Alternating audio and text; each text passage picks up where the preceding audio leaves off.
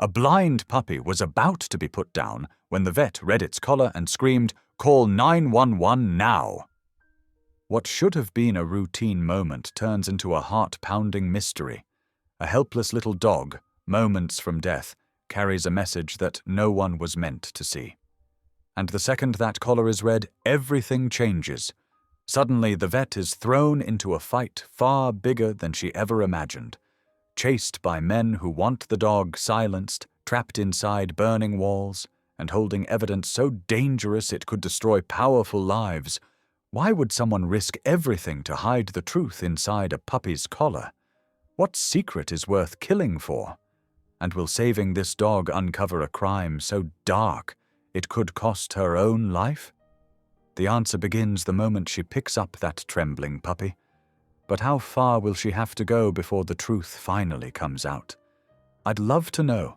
Where are you watching from? Type it down below, and while you're here, subscribe so you'll always catch the next story.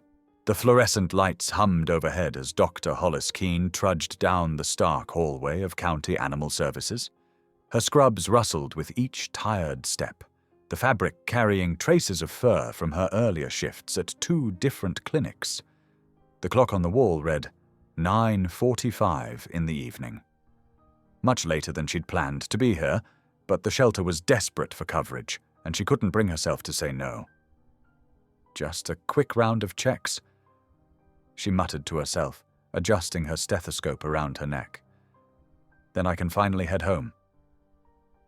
The kennels stretched before her in long rows, most of the animals already settled in for the night.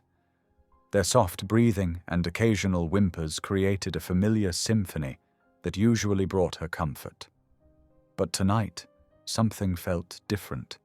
Maybe it was exhaustion clouding her judgment, or maybe it was that sixth sense that had gotten her into trouble before, the one that made her speak up when things weren't right. As she passed each cage, she made quick mental notes. The old retriever mix with the arthritis was sleeping soundly. The 3-legged cat had finally eaten something. The pair of bonded terriers were curled up together. Everything seemed routine until she reached the last row. That's when she saw him. A small, cream-colored puppy huddled in the corner of his cage. He couldn't have been more than 4 months old, with oversized paws that suggested he'd grow into a medium-sized dog if given the chance. But what caught her attention wasn't his size or his trembling form. It was the bright red tag attached to his cage. Hollis's heart sank. She knew what that meant. Euthanasia scheduled for tomorrow morning. "Hey there, little one," she said softly, crouching down to get a better look. The puppy didn't respond to her voice, keeping his face pressed against the back wall. According to the intake sheet, he was listed as blind. She carefully opened the cage door, speaking in soothing tones. "It's okay. I just want to check you out." As she reached in, her fingers brushed against something metallic around his neck. A collar, but unlike any she'd seen before. The puppy finally turned toward her, and Hollis caught her breath. His eyes were alert and tracking her movements perfectly. This dog wasn't blind at all. Under the harsh fluorescent lighting, she examined the collar more closely. It was made of a lightweight but sturdy material, with strange markings along its surface. Her fingers traced what felt like Braille, and then she found something else. Words engraved in tiny, precise letters. "If I'm alone, my handler is in danger. Call 911, case 78-19K. The world seemed to stop for a moment as the implications hit her. This wasn't just some stray puppy. This was something else entirely, and somewhere out there someone was in trouble. "Oh my God," she whispered, her hand starting to shake. She read the message again, making sure she hadn't imagined it. The puppy pressed against her arm now, as if sensing her understanding. Hollis straightened up so quickly she bumped her head on the cage door. "Hey!" she called out, her voice echoing through the kennel. "I need someone in here right now." The night supervisor, a tired-looking man named Dave, appeared in the doorway. Something wrong, Doctor. Keen, we need to call 911 immediately, she said, pointing to the puppy. This isn't a stray. Look at this collar. Really look at it. Dave approached skeptically, probably assuming she was just another bleeding heart trying to save a doomed animal. But as she showed him the engraved message, his expression changed. I'll be damned, he muttered, pulling out his phone. Wait! Hollis grabbed his arm. We need to stop tomorrow's procedure first. Get that red tag off his cage right now. Dave hesitated. Dr. Keen, we have protocols. This isn't about protocols. Her voice rose with urgency. This puppy is evidence in what could be a criminal case. Someone out there needs help, and we're their only link right now. Cancel the euthanasia order. I'll take full responsibility.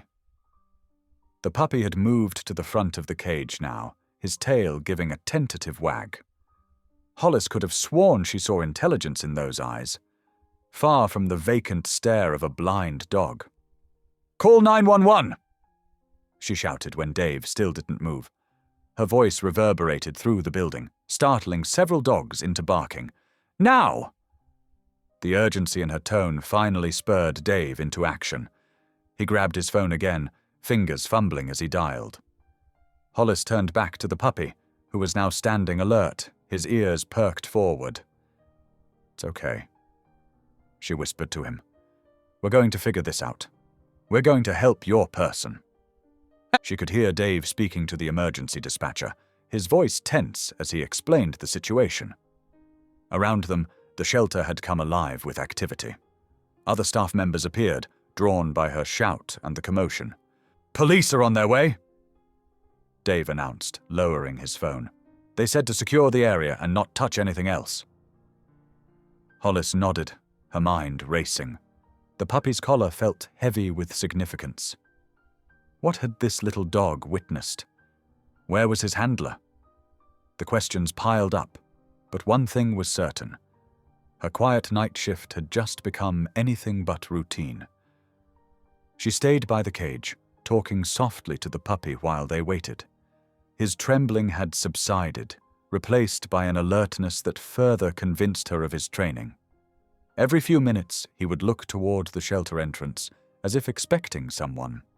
The police will be here soon, she assured him, though her own heart was pounding. We'll get to the bottom of this.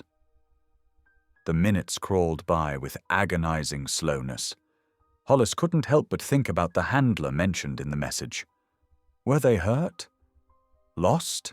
Every second felt crucial, yet all they could do was wait. Finally, the sound of approaching sirens cut through the night. The puppy's ears twitched, and he stood up straighter. Hollis watched as red and blue lights began to flash through the shelter windows, casting dancing shadows across the kennels. Heavy footsteps echoed down the hallway. 2 police officers appeared, their faces serious as Dave quickly led them to the cage. Hollis straightened up, preparing to explain everything she'd discovered.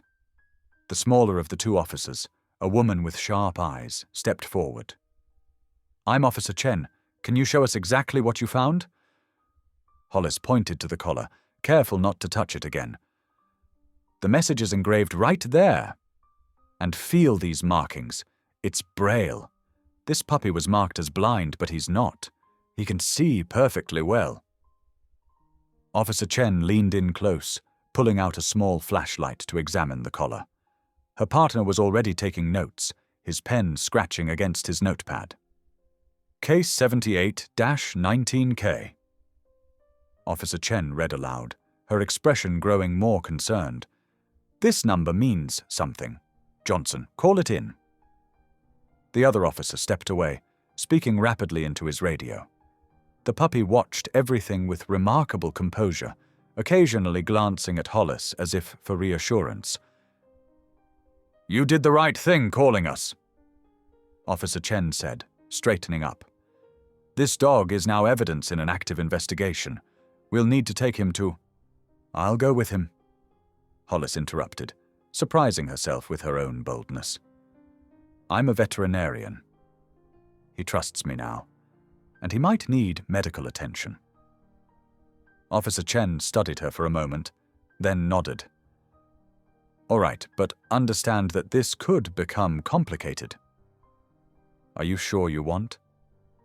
The fluorescent lights flickered as Ruthie Palmetto, the shelter manager, burst into the exam room. Her face was flushed with frustration, and her normally neat grey bun had come loose around her temples. Dr. Keene, you need to calm down, Ruthie said, her voice tight with barely contained irritation. This is completely unnecessary. It's just some kid's idea of a joke, carving weird messages into a collar. Hollis cradled the trembling puppy closer to her chest, feeling its rapid heartbeat against her arms. The small dog's cloudy eyes blinked up at her trustingly. A joke? Ruthie, this is a precisely engraved message with official case numbers. Someone went to a lot of trouble to make this collar. And that someone is probably laughing their head off right now at causing all this commotion. Ruthie snapped, gesturing at the phone on the wall where Duke Ellery, the vet tech, stood poised to dial 911. His tattooed forearms tensed as he looked between the two women uncertainly. Before anyone could say more, heavy footsteps echoed down the hallway. Two men appeared in the doorway, their bulky frames filling the space. The taller one wore a black leather jacket despite the warm evening, while his companion sported a wrinkled dress shirt with the sleeves rolled up. Neither looked like the typical pet owners who visited the shelter. "We're here for the dog," the one in the leather jacket announced flatly. His eyes darted around the room, lingering on the puppy in Hollis's arms. Ruthie brightened immediately. "Oh, thank goodness! You must be the owners. We were just about to." "They're not the owners!" Hollis cut in sharply. Years of dealing with difficult situations had honed her instincts, and every one of them was screaming danger. If you were, you'd know the dog's name. The men exchanged a quick glance. "Listen, lady," the one in the dress shirt said, taking a step forward. "We've got authorization to collect this animal. Hand it over, and everyone can go home happy." Duke moved closer to Hollis, his usual easygoing demeanor replaced by wary alertness. "Authorization from who exactly?" "That's confidential." Leather Jacket growled. "Just give us the mutt." Hollis's mind raced. The collar's message, these aggressive strangers, the rush to euthanize, none of it added up to anything good. She caught Duke's eye and gave a tiny nod toward the back door. "Ruthie," Hollis said carefully, "these men haven't shown any official paperwork. We can't legally release an animal without proper documentation." "Oh, for heaven's sake," Ruthie huffed. "Just give them the dog, Doctor." "Keene, I'll take responsibility." The man in the dress shirt lunged forward suddenly, reaching for the puppy. Duke reacted instantly, stepping between them and bumping into a metal supply cart. Medical instruments clattered to the floor, the noise startling the puppy into a frightened whimper. "Back off!" Duke's voice was firm, despite the slight tremor in his hands. "This is a medical facility. You can't just barge in here." Leather Jacket's face darkened. "Listen here, tough guy." But Hollis was already moving. While everyone focused on Duke, she slipped behind the exam table, inching toward the back door. The puppy stayed perfectly still in her arms, as if sensing the need for quiet. "You're making a mistake," Dress Shirt snarled, advancing on Duke. "That dog isn't your concern." Duke grabbed a handful of cotton swabs from the fallen cart and flung them at the men's faces, buying precious seconds of distraction. He backed up quickly, keeping himself between the intruders and Hollis. "Dr. Keene," Ruthie pleaded, "stop this nonsense right now. You'll lose your license." Hollis's fingers found the door handle. With one smooth motion, she yanked it open and darted through, Duke right behind her. They burst into the back hallway that led to the employee parking lot. "Go, go, go!" Duke urged, his longer legs easily keeping pace with her as they ran. The sound of cursing and pursuing footsteps echoed behind them. They rounded a corner, sneakers squeaking on the linoleum. The puppy trembled but remained silent, tiny paws gripping Hollis's scrub top. Emergency exit signs cast a red glow over their escape route. "My car's right outside." Hollis gasped. "Keys! Right pocket." Duke reached into her scrub pocket and pulled out her key ring just as they hit the exit door. The cool night air hit their faces as they burst into the parking lot. Hollis's old Honda sat 3 spaces away, a lonely figure under the yellow security lights. The door behind them slammed open. "Stop right there!" Leather Jacket's voice boomed across the empty lot. Duke fumbled with the keys, finally clicking the right one into the driver's side lock. He yanked the door open and dove across to unlock the passenger side. Hollis practically threw herself into the seat, careful to protect the puppy even in her haste. Come on," she muttered as Duke jammed the key into the ignition. The engine coughed once, twice, then roared to life just as the men reached the car. Leather Jacket slapped his palm against Hollis's window, making her jump. His face was twisted with rage as he reached for the door handle. But Duke had already thrown the car into reverse, tires screeching as they peeled away from the curb. Hollis clutched the puppy close, her heart pounding as they sped through the parking lot. In the rearview mirror, she could see the men running back toward a dark SUV parked near the shelter's entrance. "They're going to follow us," she said, trying to keep her voice steady. Duke's knuckles were white on the steering wheel as he took a sharp turn onto the main road. "Let them try. I know every back street in this town." The puppy squirmed in Hollis's arms, pressing its wet nose against her neck as if seeking reassurance. She stroked its soft fur, mind racing with questions. Who were those men? What was so special about this dog? And most importantly, who was the handler mentioned in the collar's message? "Duke," she said softly, "I think we just stepped into something big." He glanced at her, the streetlights casting shadows across his worried face. "Yeah, and something tells me those guys aren't going to give up easily."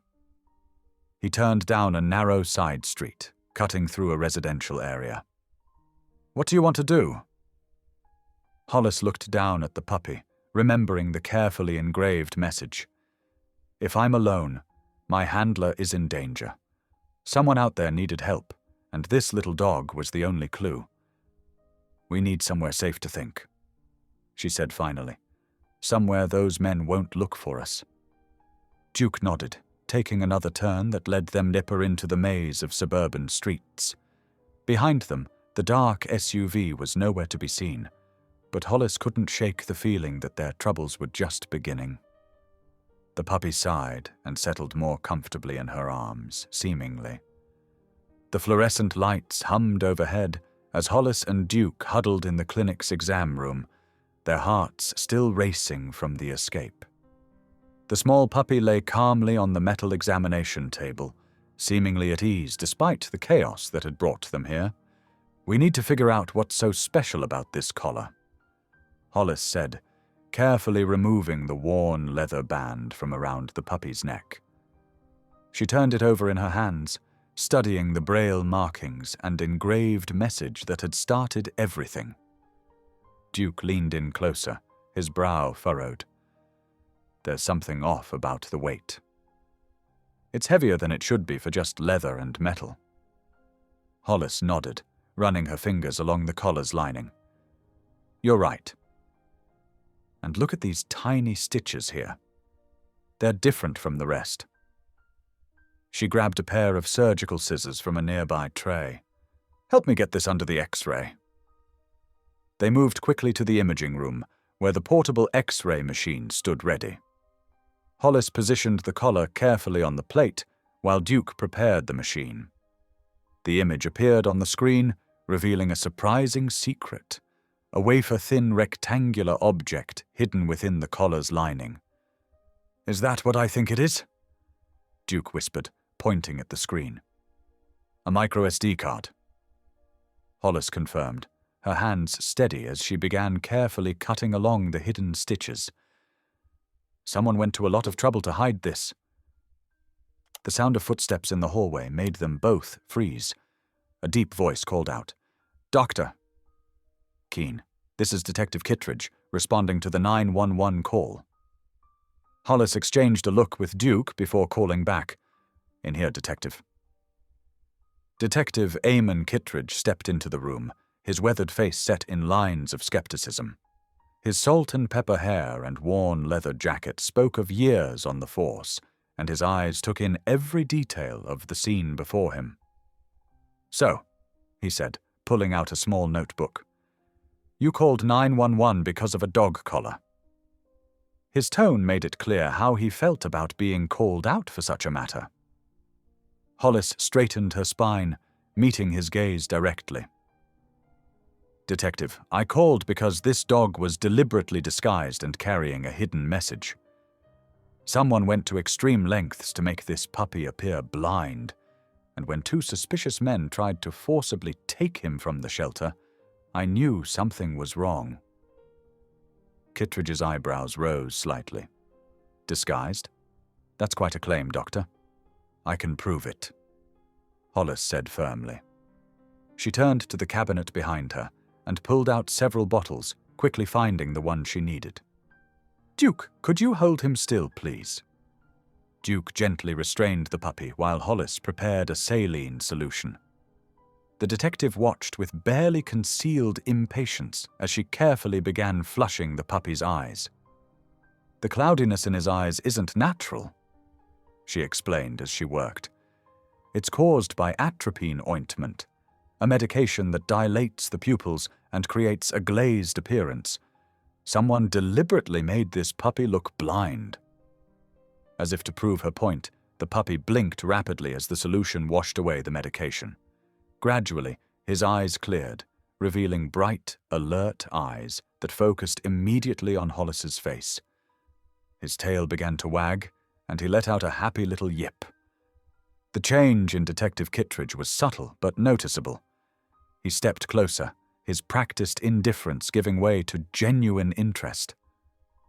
"Well, I'll be damned," he muttered, watching as the puppy tracked his movement perfectly. "That's not all," Hollis continued, showing him the X-ray image and the partially exposed MSD card. This was hidden in his collar, along with an engraved message asking for help. The detective's expression grew more serious as he examined the evidence. "Tell me everything that happened tonight. Start with when you first saw the dog." While Hollis recounted the events, the puppy, whom she had started thinking of as Nimbus because of his formerly clouded eyes, pressed against her leg, seeking attention. She absently stroked his fur, noticing how he leaned into her touch with complete trust. "And these men who tried to take him?" Kittredge asked. "Would you recognize them if you saw them again?" "Absolutely," Duke answered firmly. "One was wearing an expensive dress shirt, the other had on a leather jacket. Both looked more like hired muscle than animal control officers." Kittredge made some notes, his initial skepticism now replaced with professional focus. "Dr. Keen, I'm going to be straight with you. If this is what it appears to be, a deliberately marked dog carrying hidden information, then we're dealing with something serious. Someone went to considerable trouble to get a message out this way. The caller said, 'If I'm alone, my handler is in danger.'" Hollis reminded him. "Someone out there needs help." "Maybe," Kittredge conceded, "but we need to be careful here. This could be connected to any number of criminal activities. Until we know more, I'd advise you to." A crash from somewhere in the clinic cut him off. Nimbus's ears perked up, and a low growl rumbled in his throat. "Back door," Duke whispered, already moving to turn off the lights. Kittredge drew his weapon in one smooth motion. "Dr. Keen, take the dog and stay behind me. Mr. Ellery, is there another way out of here?" "Through the staff break room," Duke answered quietly. "It leads to the side parking lot." The detective nodded. "Okay, move quietly. If those men from the shelter followed you here, we don't want a confrontation." Hollis scooped up Nimbus, who remained surprisingly quiet, as if understanding the need for silence. She clutched both the puppy and the partially dissected collar, knowing they couldn't risk leaving either behind. As they crept through the darkened clinic, Hollis felt Nimbus tense in her arms. The puppy's head turned toward a shadow just before Kittredge held up his hand, signaling them to stop. For a moment, they all stood frozen, listening to the sound of footsteps moving through the building. Kittredge gestured them forward again, his movements precise and silent. They made it to the break room without incident, but just as Duke reached for the door handle, a voice called out from behind them, "Stop right there!" Kittredge spun around, positioning himself between Hollis and the threat. "Police, drop any weapons and show your hands." Instead of compliance, they heard running footsteps retreating, followed by the slam of a door. Kittredge kept his weapon ready as he quickly ushered them through the break room and out to safety. In the parking lot, Hollis held Nimbus close, feeling his rapid heartbeat against her chest. The puppy nuzzled into her neck, offering comfort even as he sought it. Looking down at his now clear eyes, bright with intelligence and trust, she felt her resolve strengthen. Whatever message this brave little dog had been carrying, whatever danger his handler was in, she was now fully committed to seeing this through. Kittredge holstered his weapon and pulled out his phone. "I'm calling for backup and putting out an APB on those men from the shelter. Dr. Keene, I'm going to need you and the dog to come down to the station. We need to document everything properly and get that MSD card analyzed." Hollis nodded, still stroking Nimbus's fur. The puppy had already worked his way into her heart, and she knew there would be no turning back now. Whatever came next, they would face it together. Duke touched her shoulder gently. "I'll follow you to the station. Safety in numbers, right?" "Right," she agreed, grateful for his steady presence throughout this increasingly strange night. As they waited for backup to arrive, Hollis watched Kittredge organizing the scene with professional efficiency. His initial dismissiveness had given way to focused determination, and she knew that having him on their side significantly improved their chances of getting to the bottom of this mystery. Nimbus yawned and settled more comfortably in her arms, apparently content despite the chaos around them. Looking into his clear, trusting eyes, Hollis whispered, "We'll figure this out, little one. We'll find your handler and make sure they're safe." The puppy's tail wagged gently in response, and Hollis couldn't help but smile, even as her mind raced with questions about what they might find on that hidden MSDRO card, and what kind of danger would drive someone to such elaborate lengths to send a message. Dr. Hollis Keene sat at her kitchen table, staring at her laptop screen while Nimbus dozed in a makeshift bed nearby. The microSD card from his collar had revealed far more than she'd expected. Her hands trembled slightly as she scrolled through file after file of detailed spreadsheets and ledgers. "This can't be right," she whispered to herself, rubbing her tired eyes. The documents showed meticulous records of what appeared to be illegal operations. Cash drops at various locations, vehicle routes with timestamps, and most disturbing of all, a category labeled disposable assets that included both monetary values and animal identification numbers. Nimbus stirred in his sleep, letting out a small whimper. Hollis reached down to stroke his head, grateful that he hadn't become another number in those cold spreadsheets. The puppy's presence helped steady her nerves as she continued examining the files. The braille on the collar caught her attention again. She'd been puzzling over it since leaving the shelter. Why include both braille and engraved text? The answer hit her suddenly. The message wasn't just meant for anyone who found the dog, but specifically for someone who could read by touch. Someone visually impaired. She murmured, reaching for her phone. She pulled up the local news website and began searching through recent articles, looking for any connection to the case number from the collar, 78-19K. After several frustrating attempts, she refined her search to include missing persons cases. There, a headline from 3 months ago caught her eye. Local court transcriber missing, police seek information. Hollis clicked the link, her heart racing.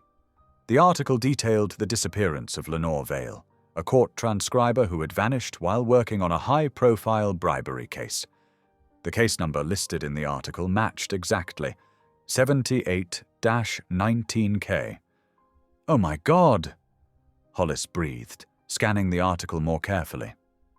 Lenore Vale was described as having a visual impairment that required her to use adaptive technology for her work.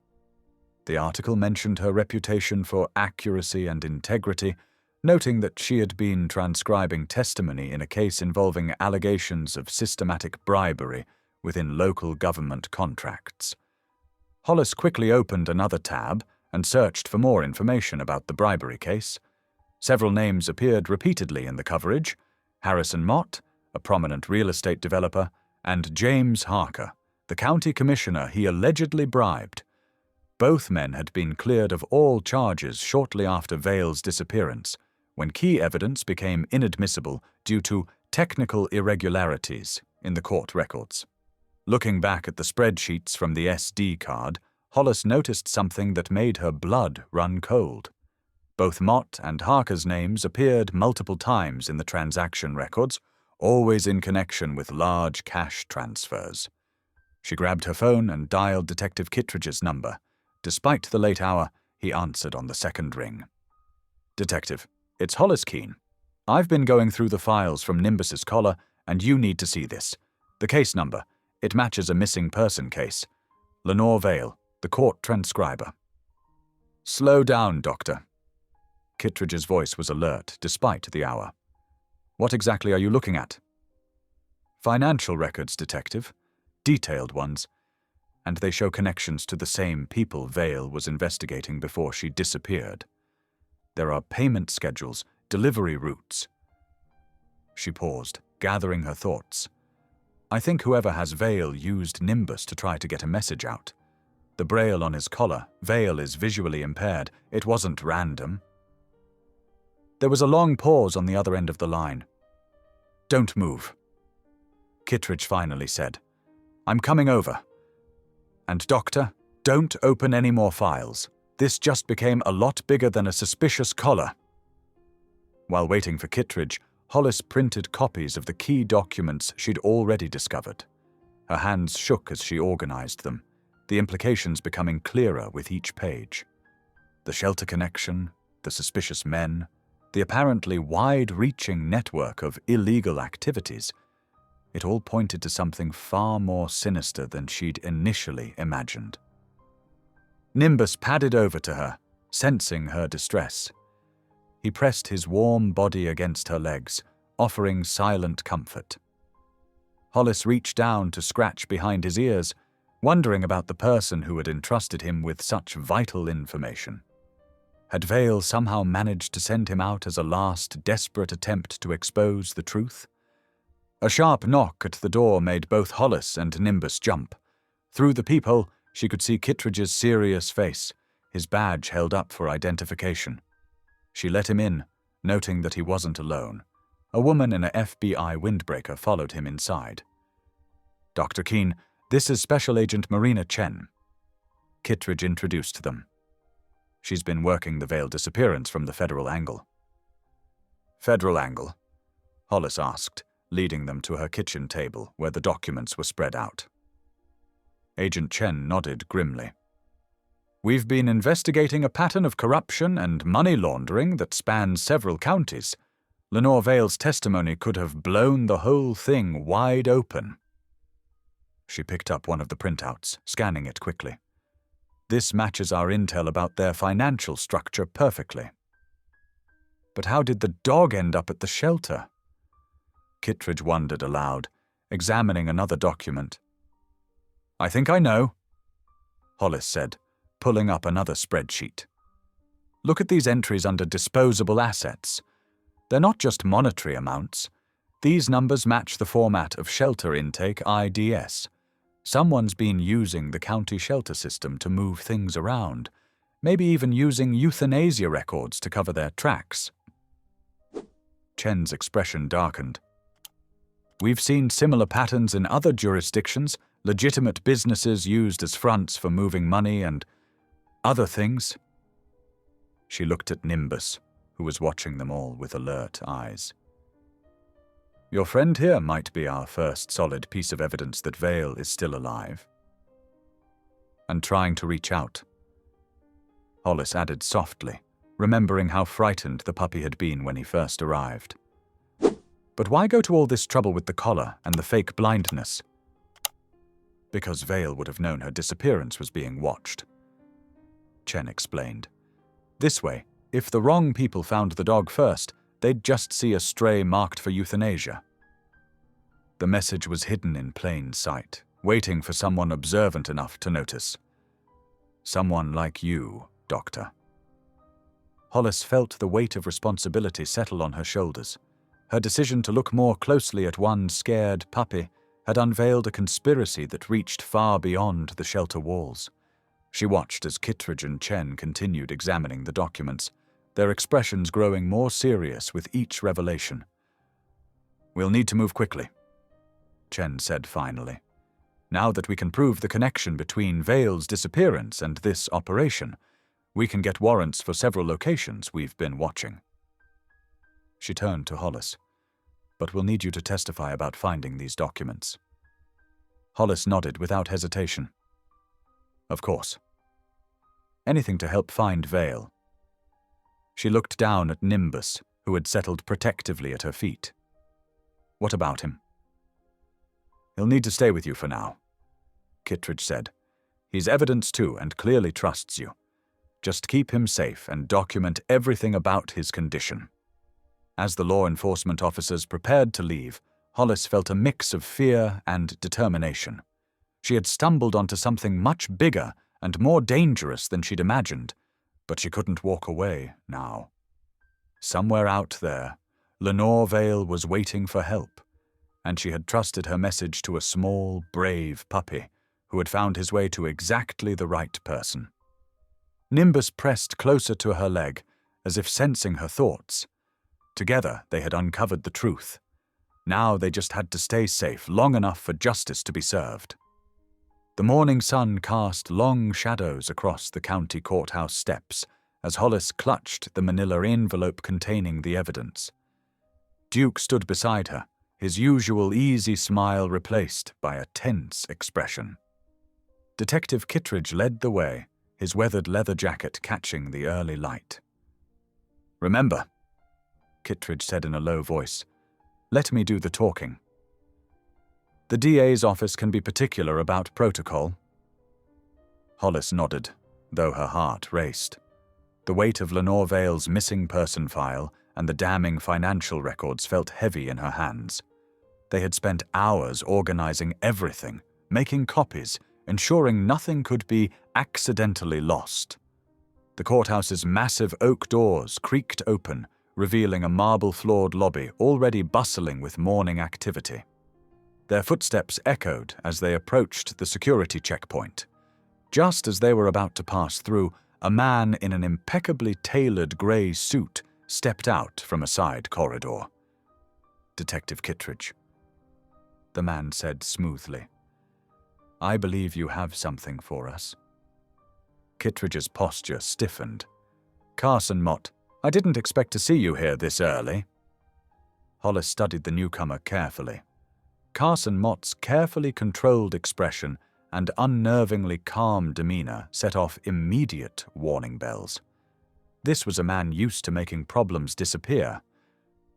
The district attorney's office takes special interest in cases involving potential criminal conspiracies, Mott said, his eyes fixing on the envelope in Hollis's hands. We wouldn't want evidence contaminated by improper handling. We're following procedure, Kittredge countered. This goes to the clerk's office first, then I'm afraid there's been a change. Mott interrupted, producing an official-looking document. Given the sensitive nature of these allegations, I've been authorized to take direct custody of all related materials. For safekeeping, you understand. Duke stepped forward, his tattooed forearms crossing. And who exactly authorized that? Mott's smile didn't reach his eyes. The district attorney himself. Unless you'd like to question his authority. Hollis felt her chest tighten. This was wrong. All wrong. But before she could protest, Mott had already signaled to 2 deputies who materialized from nearby doorways. "The evidence, please, Doctor." "Keen," Mott said, extending his hand. "Don't make this more difficult than it needs to be." Kittredge touched her arm gently. "We have to," he whispered. "For now." With trembling fingers, Hollis surrendered the envelope. Mott examined it briefly before passing it to one of the deputies. "This will be properly logged and secured," Mott assured them, his tone dripping with false concern. "We wouldn't want anything to happen to such important information, would we?" The threat beneath his words was clear as crystal. They watched helplessly as Mott disappeared down the corridor, taking their evidence with him. Once outside, Hollis spun to face Kittredge. "That's it? We just let him take everything?" "Not everything," Kittredge said quietly. "We still have the copies, and more importantly, we still have Nimbus. But Mott's involvement confirms our suspicions. This goes high up." Duke ran a hand through his messy dark hair. "So what now?" "Now we—" Kittredge's phone buzzed. His face darkened as he read the message. "We've got another problem. Someone just reported smoke at the clinic." Hollis's blood ran cold. "The animals—" "Go," Kittredge ordered, already running toward his car. "I'll call it in and meet you there." The drive to the clinic was a blur of red lights and blaring horns as Duke pushed his old pickup to its limits. They could see the smoke from blocks away, thick black clouds billowing into the morning sky. When they pulled into the parking lot, flames were already visible through the windows. "No, no, no," Hollis breathed, jumping from the truck before it fully stopped. The heat hit her like a wall as she ran toward the building. Duke caught up, grabbing her arm. "We need a plan," he shouted over the growing roar of the fire. "Back entrance. It's closest to the kennels." They circled around, pulling their shirts over their faces as makeshift masks. The back door was hot but not locked. Someone had wanted to ensure the fire would spread. Inside, smoke filled the hallway, but they could hear the panicked barking of trapped animals. "This way!" Hollis called, dropping low to avoid the worst of the smoke. They reached the kennel area, where frightened dogs pressed against their cage doors. Working quickly, they began releasing animals, guiding them toward the exit. The heat intensified. Above them, wooden rafters groaned ominously. Duke had just freed the last dog when a horrible realization struck Hollis. "The cat ward!" she cried. "Second floor! It's too dangerous!" Duke grabbed her sleeve, but Hollis pulled free. "We can't leave them!" The stairs were already starting to smolder, but Hollis took them 2 at a time, Duke close behind. The smoke was thicker up here, making it nearly impossible to see. A loud crack from above sent splinters raining down. "Hollis!" Duke's voice was desperate. "We have to go!" She groped blindly along the wall, trying to remember the layout. Another crack, louder this time. The building was coming apart around them. Suddenly, a familiar bark cut through the chaos. Hollis turned to see Nimbus, who must have followed them inside, standing at the end of the hallway. He barked again, urgently. "This way!" Hollis called to Duke, following the dog. Nimbus led them straight to the cat ward, where terrified felines huddled in their cages. Working as fast as they could, they transferred the cats into carriers. The ceiling gave way behind them with a thunderous crash, cutting off their original path. Smoke poured through the new opening, choking them. "There!" Duke pointed to a maintenance ladder they used to access the roof. It was their only chance. One by one, they climbed down, Duke passing the carriers to Hollis, while Nimbus watched anxiously from below. The last carrier was halfway down when the ladder's mounting bolts began to pull free from the burning wall. "Jump!" Hollis screamed. Duke leaped just as the ladder collapsed, landing hard but managing to protect the carrier he held. They stumbled away from the building, coughing and gasping, as fire trucks finally arrived on the scene. Kittredge found them sitting on the curb, surrounded by rescued animals, all three covered in soot but alive. Nimbus pressed close to Hollis's side, his fur grey with ash. "My God!" Kittredge breathed, taking in the scene. "Are you all right?"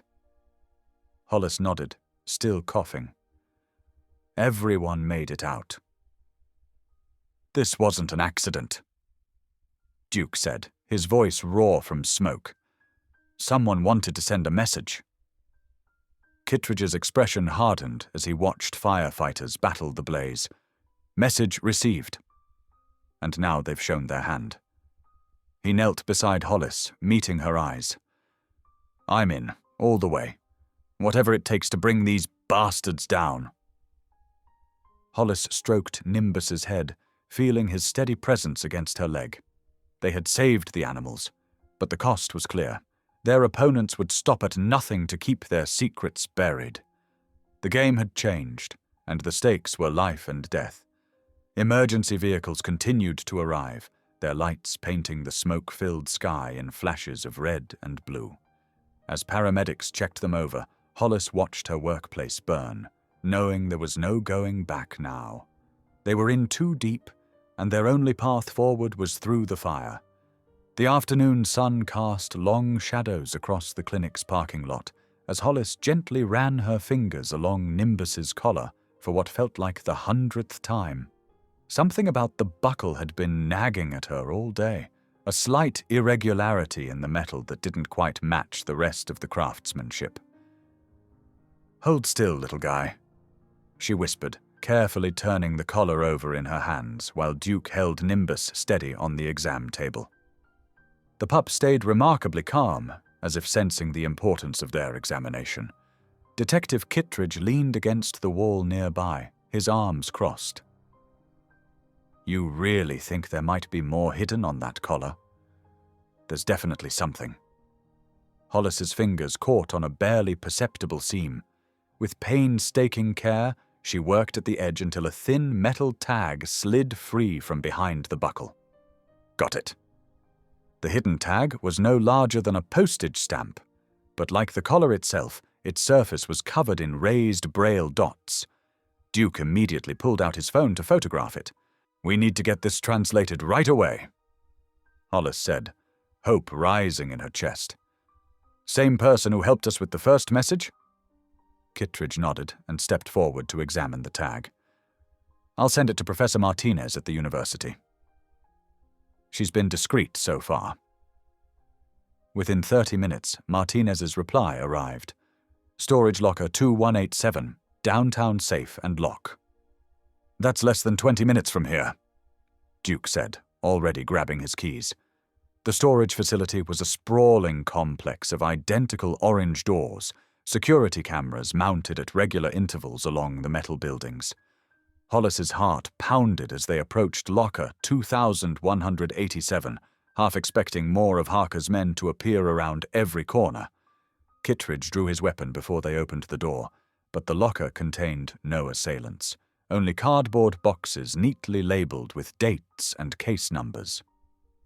The detective quickly holstered his gun and began examining the nearest box. "Audio recordings," he announced, holding up a handful of small digital devices. "Dozens of them." Hollis picked up one of the recorders and pressed play. A woman's voice emerged, clear, professional, but tinged with fear. "This is Lenore Vale, court transcriber. I'm recording this separately from official records as insurance. What follows is a conversation between Carson Mott and Wade Harker that occurred in Judge Marshall's chambers on April 15th. The recording continued, capturing Mott's unmistakable measured tones. "The transcripts need to disappear, Harker, and make sure Vale understands the consequences of being unnecessarily thorough in her duties." Harker's gruff voice replied, "I'll handle it. She won't be a problem after tonight." Duke's face had gone pale. They weren't just threatening her career. "No," Kittredge said grimly. "This is a conspiracy to kidnap, maybe worse, and Mott's right in the middle of it." Hollis felt sick as she listened to more recordings. Each one revealed deeper layers of corruption. Bribes paid, evidence destroyed, witnesses intimidated. Harker's livestock transport business was clearly a front for something much darker. "Look at these dates," she said, spreading out several labeled devices. The last recording was made the day before Lenore disappeared. She knew they were coming for her. This was her backup plan. And she used Nimbus as her messenger, Duke added, scratching behind the pup's ears. "Smart lady." Kittredge paced the small storage space, running his hands through his hair in frustration. "This is bigger than I imagined. Mott has his fingers in every department in the county. We can't trust local law enforcement." "Then we go higher," Hollis said firmly. "State police, FBI, if we have to. There has to be someone outside Mott's influence who can help." "Agreed, but we need to move fast." Kittredge began gathering the recordings into his briefcase. "Once Mott realizes we've found this place." A sharp click echoed through the storage facility, followed by the sound of footsteps on concrete. Everyone froze. Duke quickly turned off the lights while Kittredge eased the door mostly closed, leaving just enough space to peer out. Two figures walked past, private security guards making their rounds. Once their footsteps faded, the group let out a collective breath. "We can't stay here," Hollis whispered, "and we can't go back to any of our homes. They'll be watching." "I have a cabin," Duke offered, "about 2 hours north in the mountains. It's under my grandmother's name. They won't connect it to me." Kittredge nodded. "That's good thinking. We'll need somewhere secure to go through all this evidence properly." He patted his briefcase. "These recordings are dynamite. They prove Mott's working with Harker to cover up crimes, maybe even murder." Hollis felt the weight of responsibility settling on her shoulders as she looked down at Nimbus. The little dog had led them to this moment, carrying Lenore's message of truth despite all attempts to silence it. Now they had to see it through. "Lenore risked everything to expose this," she said softly. "We owe it to her to finish what she started." They worked quickly but carefully, transferring all the recordings and documents to their vehicles. Duke drove his truck out first to watch for surveillance, while Hollis and Kittredge followed 10 minutes later in separate cars. Nimbus rode shotgun with Hollis, his head held high as if proud of his role in their discovery. The sun was setting as they merged onto the highway, casting long shadows across the road ahead. In her rearview mirror, Hollis could see the storage facility growing smaller, but the truth they'd uncovered there felt bigger than ever. Their small group of allies had stumbled onto something dark and dangerous, but they'd also found irrefutable evidence of corruption that went straight to the top of local law enforcement. Now they just had to stay alive long enough to bring that evidence to light. As she drove north toward Duke's cabin, Hollis found herself wondering about Lenore Vale. Was she still alive somewhere, waiting for someone to uncover her message? Had she known, when she sent Nimbus out with that collar, that she was setting these events in motion? The pup beside her let out a small whine and pressed closer, as if sensing her thoughts. Hollis scratched his ears with her free hand. "We'll find her, buddy. I promise." Duke's voice crackled over the burner phone they'd bought. "All clear ahead. No sign of tails." "Copy that." Kittredge responded from his car. "Keep your eyes open. This evidence changes everything. They'll do anything to stop us from using it." Hollis gripped the steering wheel tighter, determination rising to match her fear. The truth about Mott and Harker's operation was finally coming to light. Now they just had to figure out who they could trust to help them expose it. The mountain road wound higher into deepening shadows, carrying them away from the corrupt web they'd uncovered.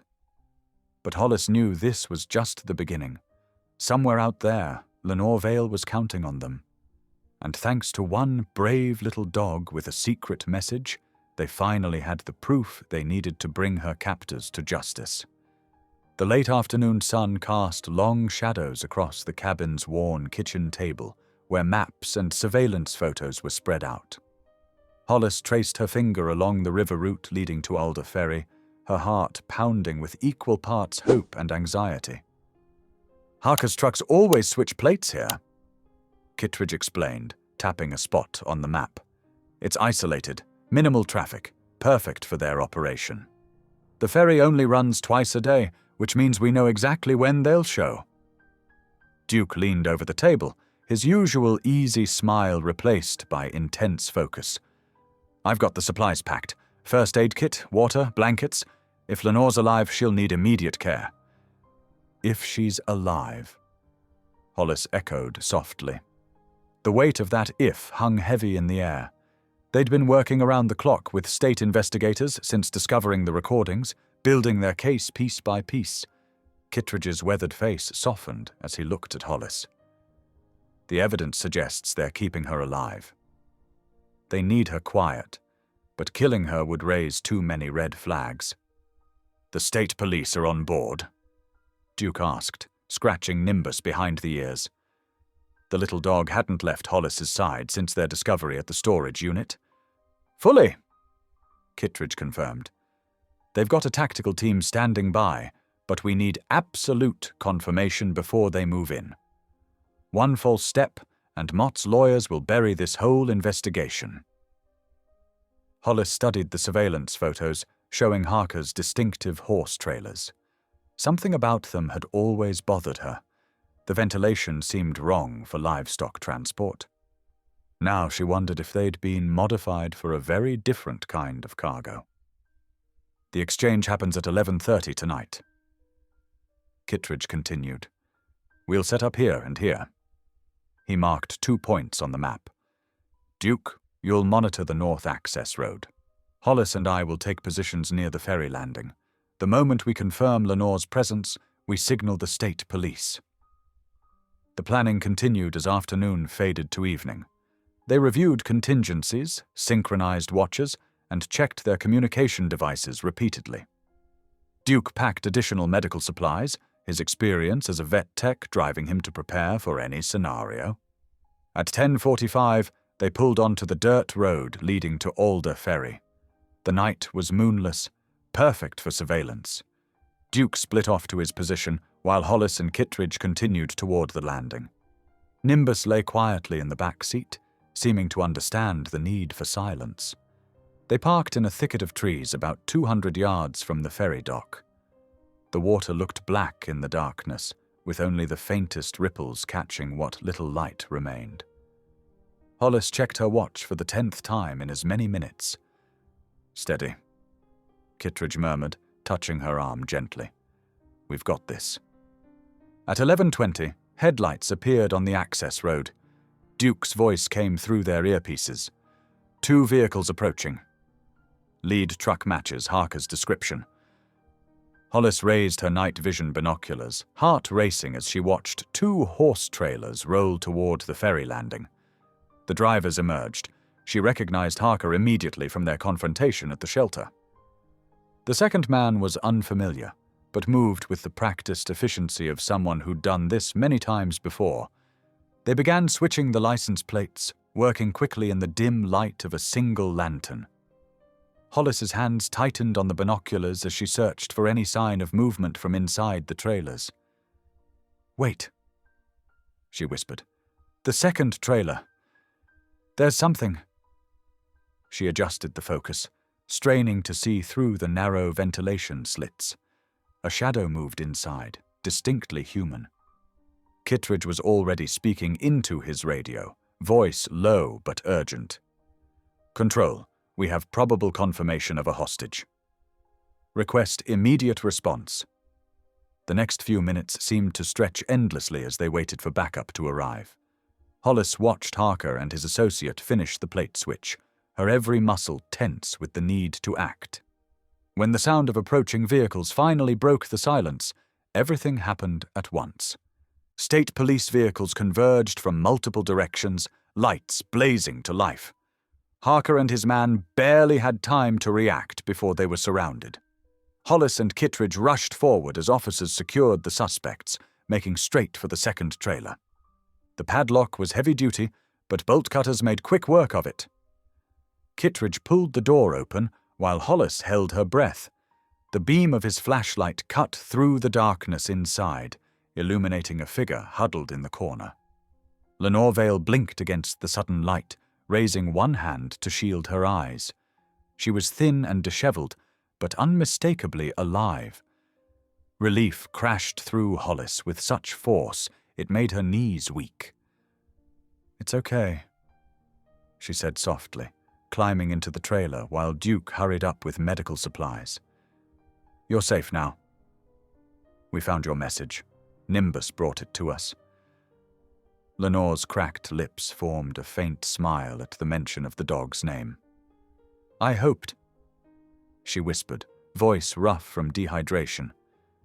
"I prayed someone would understand."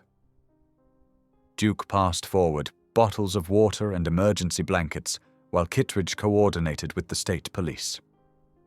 Hollis helped Lenore drink slowly, supporting her as weeks of tension began to ease from her body. "My daughter?" Lenore managed between sips. "Is she?" "She's safe," Kittredge assured her, returning to the trailer. "Your sister's been caring for her. We can take you to her as soon as the medics check you out." Tears spilled down Lenore's cheeks as the full impact of her rescue seemed to hit her. Hollis held her hand while Duke performed a basic medical assessment, his gentle efficiency helping to ground them all in the moment. More vehicles arrived, ambulance, crime scene units, additional investigators. The night air filled with voices and movement as the scene was secured. Harker sat in the back of a police car, his face twisted with impotent rage as he watched his operation crumble.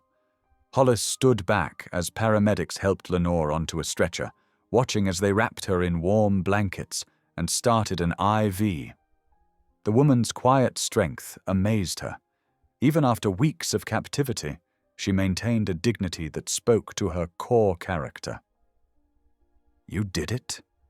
Kittredge said softly, coming to stand beside Hollis. "You followed your instincts about that collar and brought down their whole operation." She shook her head. "We did it. All of us." She looked at Duke, who was helping the paramedics with Lenore's medical history, then at Nimbus waiting patiently in their car. "Sometimes it just takes one person willing to see what's wrong and refuse to look away." The ferry's floodlights cast a warm glow over the scene as Lenore was loaded into the ambulance. State police investigators photographed the trailer and collected evidence, building an airtight case against Harker and his associates. In the distance, dawn was beginning to lighten the eastern sky. "What happens now?" Hollis asked, watching the ambulance pull away with Duke following in his truck. "Now we build our case against Mott," Kittredge replied. "Lenore's testimony, combined with those recordings and what we found here tonight, it's more than enough for the state to move on him." Hollis nodded, feeling the weight of the past weeks finally starting to lift. They'd done what seemed impossible, found Lenore alive, exposed the corruption, and brought hope back to a situation that had seemed hopelessly dark. As they walked back to their vehicle, Nimbus greeted them with quiet enthusiasm. Hollis scratched his ears, remembering that first night at the shelter when she'd discovered his collar. "Good boy," she whispered. "You did so well."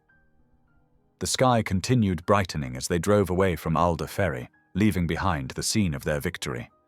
State police would handle the rest, processing evidence, taking statements, building their case against both Harker and Mott. For now, knowing Lenore was safe and justice was in motion was enough. The joy of finding Lenore Vale alive lasted mere minutes. Hollis had just helped the weakened court transcriber take a few sips of water when the crunch of tires on gravel shattered their relief. Through the horse trailer's open door, she watched 3 black SUVs roll to a stop in a practiced formation that made her blood run cold.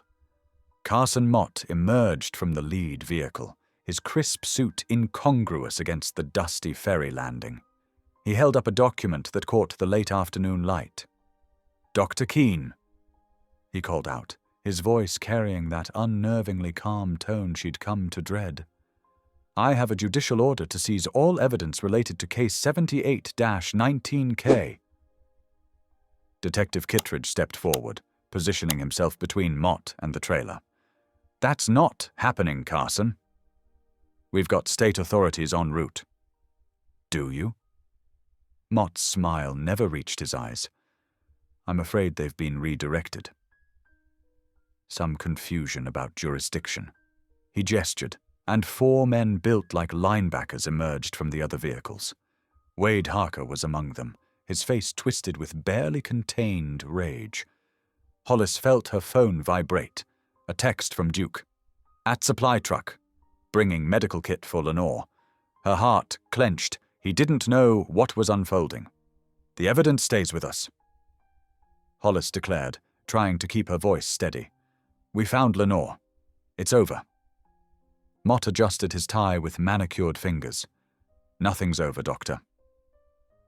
But I'm willing to be reasonable. Hand over the ledger and recordings, and we'll all walk away."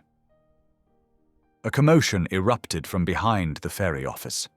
Hollis's world tilted as she heard Duke's muffled shout, followed by Nimbus's sharp yelp. 2 more of Harker's men dragged Duke into view, one pressing a gun to his ribs. Another held Nimbus by the scruff, the small dog struggling against the rough grip. "Duke!" Hollis started forward, but Kittredge caught her arm. "Don't," he whispered. "They're trying to provoke a reaction." Harker stalked forward, his face flushed. "Where's the damn ledger, Keene?" "The real one, not whatever copies you think you've hidden." Hollis's mind raced. The original micro-SD card was secured in her boot, while copies were scattered across 3 different cloud servers. But none of that mattered now, not with Duke and Nimbus's lives hanging by a thread. "Let them go," she demanded, hating how her voice shook. "They have nothing to do with this." "Everyone has something to do with this," Mott said smoothly. "Your choice is simple. Surrender the evidence or your friends face consequences. Mr. Harker is particularly creative when it comes to consequences." Duke struggled against his captors. "Don't give them anything, Hollis! The whole operation, the animals they've—" One of the men slammed a fist into his stomach, doubling him over. Nimbus whimpered, and the sound pierced Hollis's heart. The little dog who had led them through smoke and darkness, who had helped save so many lives, now helpless in a brutal grip. Lenore Vale's weak voice carried from inside the trailer. "Don't let them win, Doctor. They killed my service dog when they took me. They'll do anything." The weight of the memory card seemed to burn against Hollis's ankle. Everything they'd uncovered, the falsified shipping records, the bribes, the criminal enterprise that treated lives as disposable, all of it could bring down Harker's empire and expose the corruption that had infected the district attorney's office. But at what cost? Kittredge's hand found hers, squeezing once. A silent message. Whatever she decided, he had her back. "Tick-tock, Dr. Keene," Mott said, checking his watch. "My patience, unlike my suit, is not endless." Duke caught her eye, managing to shake his head despite the gun pressed to his side. She saw the same fierce loyalty that had made him stand beside her through every crisis, from the clinic fire to this moment. Nimbus's eyes, once clouded by atropine but now clear, held absolute trust. Hollis felt tears threatening but forced them back. This wasn't just about exposing corruption anymore. It wasn't even about justice. It was about the people and animals who had become her family. The ones who had believed in her when everyone else dismissed her as a troublemaker. "Time's up," Harker growled. He nodded to his men. One twisted Duke's arm until he gasped in pain. The other lifted Nimbus higher, the dog's legs kicking helplessly in the air. "Stop!" Hollis's voice cracked. "Just stop!" She bent down, fingers trembling as she reached for her boot. Kittredge's whispered "no" was drowned out by Mott's satisfied chuckle. "Wise choice, Doctor. You see, principles are admirable, but they make poor armor against reality." As Hollis straightened up, the micro-SD card small but devastating in her palm, she caught a glimpse of her reflection in one of the SUV's tinted windows. She barely recognized herself, exhausted, desperate, defeated. Everything she had fought for, all the risks she had taken to expose the truth, seemed to crumble in this moment of impossible choice. "Slide it over," Harker demanded. "Nice and easy." The memory card felt like it weighed 1,000 pounds as Hollis took one step forward, then another. Each movement brought her closer to surrender, to watching years of corruption continue unchecked. But it also kept Duke breathing, kept Nimbus safe. Sometimes, she realized with a soul-deep ache, victory meant choosing which battle to lose.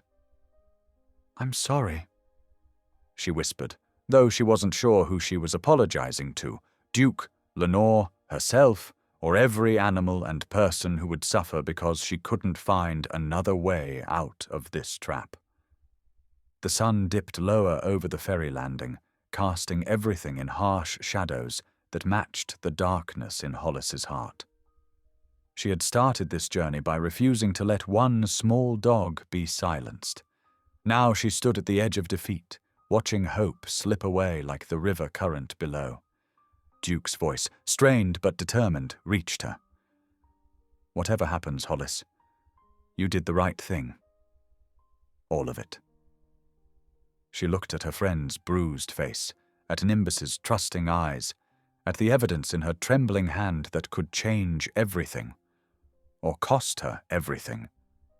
The weight of the choice pressed down like a physical force, threatening to crush her beneath its impossible burden. The abandoned grain silo loomed against the darkening sky, its rusted metal walls creaking in the evening wind. Hollis's footsteps echoed hollowly as she approached the meeting point, her heart pounding against her ribs. The memory card felt like it was burning a hole in her pocket, their last bargaining chip in this dangerous game. Duke and Nimbus were somewhere inside that towering structure, held by Harker's men. The thought of them in danger made her hands shake, but she forced them steady. She couldn't afford weakness now. Detective Kittredge moved like a shadow beside her, his weapon ready but concealed. They had agreed he would hang back, provide cover if things went wrong. But in a place like this, everything felt wrong. "Dr. Keene." Carson Mott's voice carried from above. He stood on a rusted catwalk 30 feet up, looking down with that unnervingly calm expression. "So good of you to join us." Harker emerged from behind a support beam, his bulk casting a long shadow. "Show us the card." Hollis held up the tiny memory card, letting it catch what little light remained. "First, I want to see them." A sharp whistle from Harker, and 2 of his men appeared on the catwalk, shoving Duke forward. He stumbled but kept his feet, though Hollis could see fresh bruises on his face. Nimbus whimpered in one thug's arms, struggling weakly. "As you can see, they're alive." Mott said smoothly, "Now, shall we conduct our exchange like civilized people?"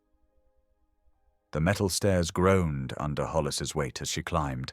Each step felt like moving through molasses, her instincts screaming at her to run.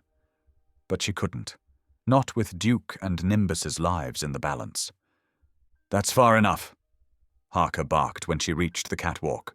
"Slide it over." The catwalk swayed slightly as Hollis took another step. Something about the movement felt wrong, too much give in the metal beneath her feet. She glanced at the support brackets and noticed fresh tool marks around the bolts. Her blood ran cold. They had sabotaged the walkway. Having second thoughts?" Mott's voice carried a hint of amusement. "I assure you this is your only option." Duke caught her eye, and something in his expression changed. He had noticed too. "Hollis, don't—" The crack of metal giving way drowned out his warning. The catwalk lurched sickeningly, bolts shrieking as they tore free. Hollis lunged forward as the floor dropped away beneath her, managing to grab a hanging support cable. Chaos erupted. Duke threw himself sideways, tackling one of his captors as the catwalk collapsed. Nimbus wriggled free in the confusion, scrambling toward safety. Metal screamed against metal, sending up a shower of sparks. Time seemed to slow as Hollis watched those sparks arc through the air, dancing like fireflies. Then her heart stopped as she realized what they were falling toward. Decades of accumulated grain dust coating every surface. "The dust!" she screamed. "Everyone down!" The warning came too late. The sparks ignited the explosive mixture of dust and air. A whoosh of flame raced along the walls, followed by a concussive blast that sent everyone sprawling. Hollis's ears rang as she pulled herself up, searching desperately through the chaos. Through the smoke and falling debris, she spotted Duke. He lay crumpled near a fallen beam, unnaturally still. "Duke!" She scrambled toward him, barely registering the sounds of fighting, as Kittredge engaged Harker's men. The detective's shouts and the crack of gunfire seemed distant, unimportant compared to the terrifying stillness of her friend. Duke wasn't breathing properly. His throat had taken a hit in the fall, and swelling was already visible. Hollis's medical training kicked in through her panic. Airway compromise needs immediate intervention. "Stay with me," she muttered, fingers probing for landmarks on his neck. Without proper equipment, she would have to perform an emergency cricothyrotomy. The thought made her stomach turn. But there was no choice. Her hands were steady as she pulled out her pocket knife. She had done this procedure dozens of times in clinics, but never like this. Never on someone she loved while a building burned around them. "I'm sorry," she whispered, making the initial incision.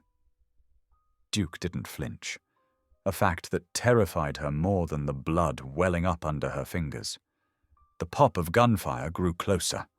Through the smoke, she could see Kittredge trading shots with Harker's men, trying to keep them back while she worked. Mott had vanished in the chaos, but Harker's massive shape loomed through the haze, moving with surprising speed for his size.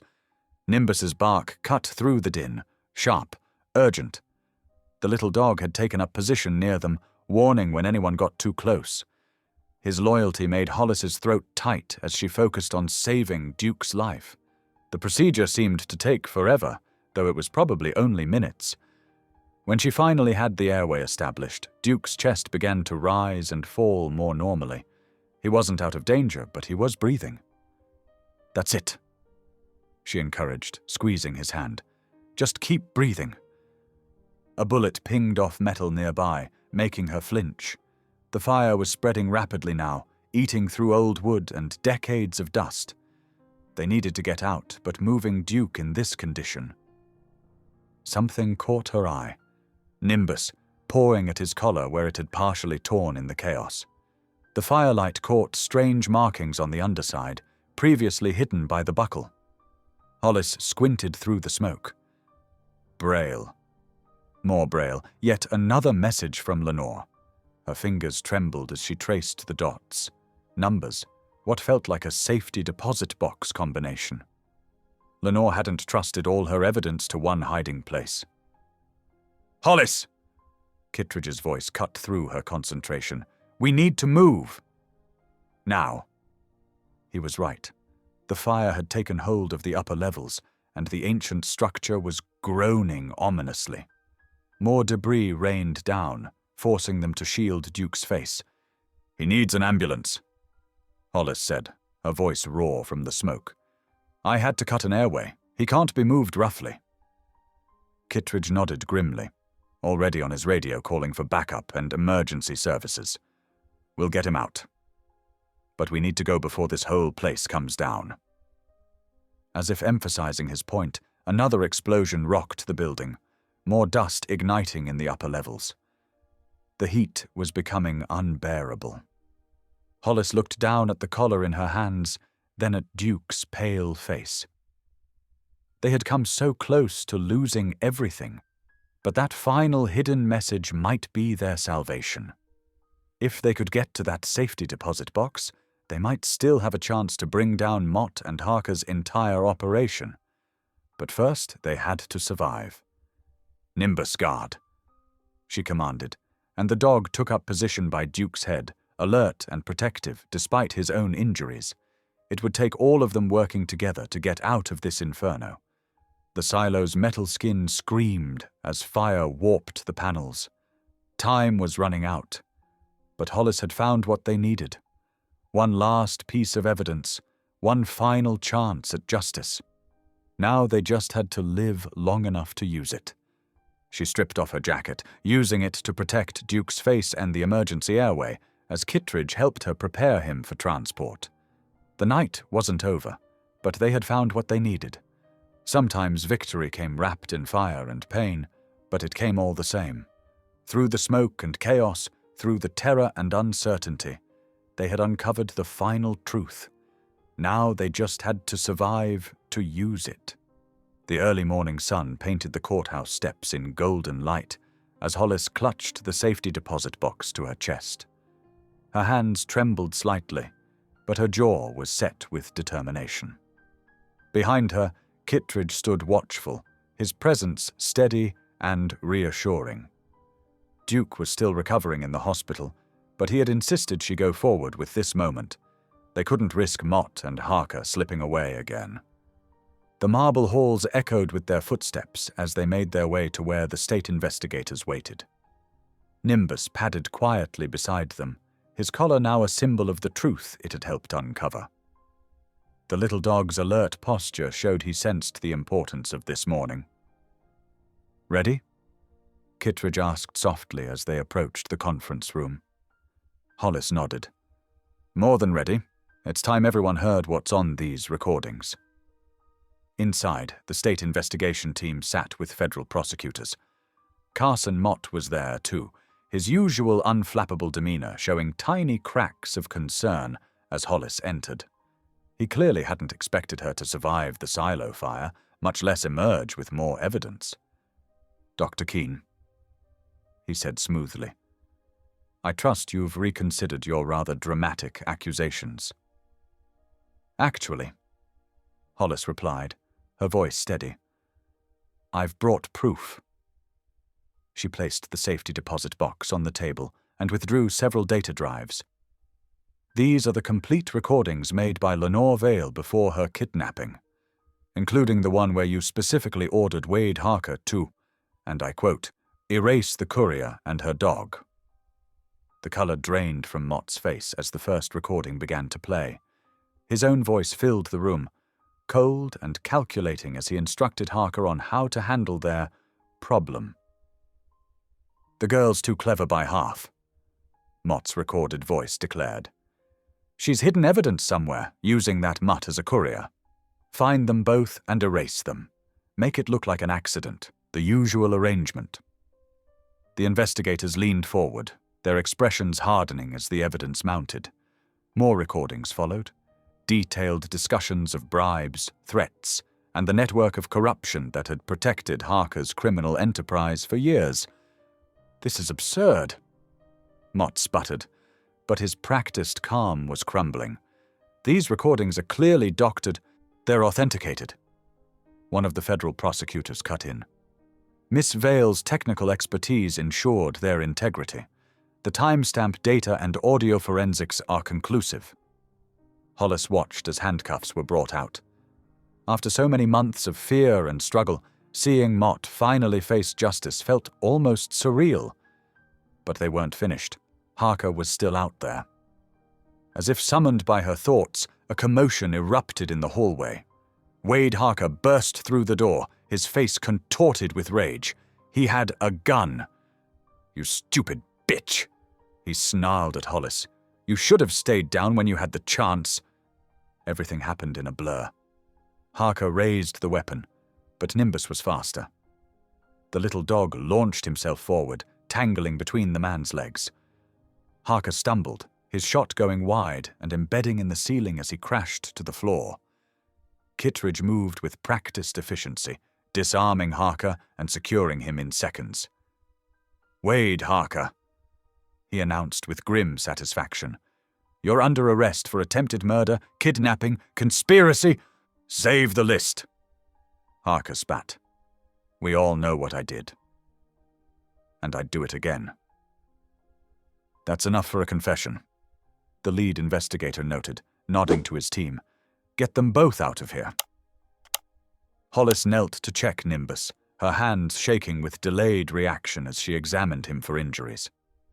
The dog licked her face, tail wagging, seemingly pleased with his role in taking down Harker. "Good boy," she whispered. "The very best boy." The next few weeks passed in a whirlwind of depositions, court appearances, and media coverage. The trial was swift, the evidence overwhelming. When the guilty verdicts were read, Hollis sat in the courtroom gallery holding Duke's hand. He was still moving carefully after his injuries, but his recovery was progressing well. The most touching moment came when Lenore Vale was finally reunited with her family. Hollis watched through tears as the brave woman hugged her children, her parents, all the loved ones she'd been separated from during her captivity. Lenore's young daughter was especially fascinated by Nimbus, who had helped save her mother.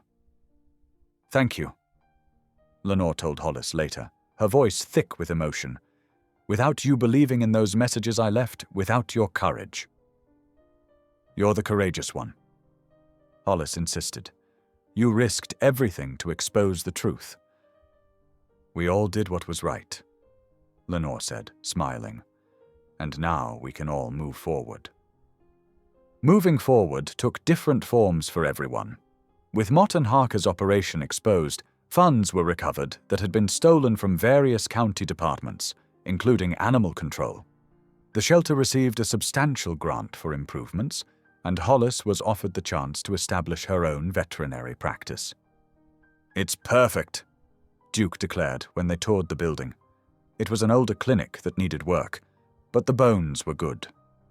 "We can modify this whole wing for shelter services, maybe partner with rescue groups." Hollis smiled, watching him sketch plans in the air with his hands. His enthusiasm was infectious, and she could see their future taking shape. A place of their own, where they could help animals without compromise or corruption. "Partners?" she asked, extending her hand. Duke's answering grin was brilliant. "Partners," he agreed, pulling her into a hug instead of shaking hands. The final piece fell into place when Kittredge approached her about Nimbus. The detective had grown deeply attached to the clever little dog during their investigation. "I was thinking," he said somewhat awkwardly, "with my knee injury from the silo. The department has a service dog program. Nimbus has already proven himself in crisis situations." "You want to train him as your service dog?" Hollis asked, her heart warming at the idea. "If you're willing to let him go," Kittredge replied. "I know how much he means to you." Hollis watched Nimbus, who was already sitting alertly at Kittredge's side. The dog had helped bring them all together, had been instrumental in exposing the truth and achieving justice. Now he could continue helping in a new way. "I think," she said carefully, "that Nimbus has chosen for himself. And I think it's perfect." The arrangement meant she would still see them both regularly. Nimbus would need checkups at her clinic after all.